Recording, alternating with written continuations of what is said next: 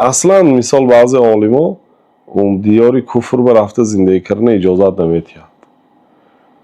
چون که من میام برادرم یه روز میگفت که برزیلیانه یک آدم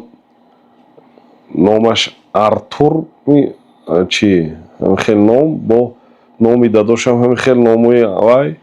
انگلیسی تقلید سونی و باباش احمد فامیلیا رفته احمد میشد سیوم آدم باباش احمد یعنی بچه شلکای ولادیمیری دینانگی بوینده بچه уже ولادیمیر میشد سونی اسمش با ناتاشای پاتاشه میشد میگه میبراده هم سیکسیکین همی دولت کفر تاثیر خودش میرسونه اونجا اصلش برای دعوتگرا رفتن ممکن با مقصدی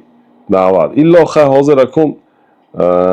یه حدیث است که پیامبر اسلام اجازت ندادن که مسلمان در بین کافرها زندگی کند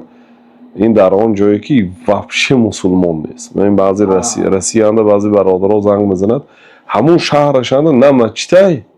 هیچ چی نیست جمعه هم نیست 200 کیلومتر اون دیگه شهرانه مسجد بود است جمعه روی می نمیفته میپرسن هنیس میگم کسی دیگه دو کس سه کس جمع شده جمعه خوانتن کنم نیست میگم من یکان تو مسلمان عالی و خود یه میشه شهرانه میگم هفته میخوام شد برای یکان تو دیگه شهر برای این مسجد باشد ده باید مسجد باشد مرکزی اسلامی باشد آدم با قوت باشد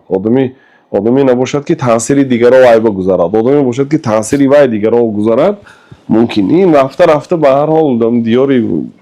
دیاری همین کافرها تاثیری بدش میرساند نمیفهمید و سرش به لیکن میرساند و خلاص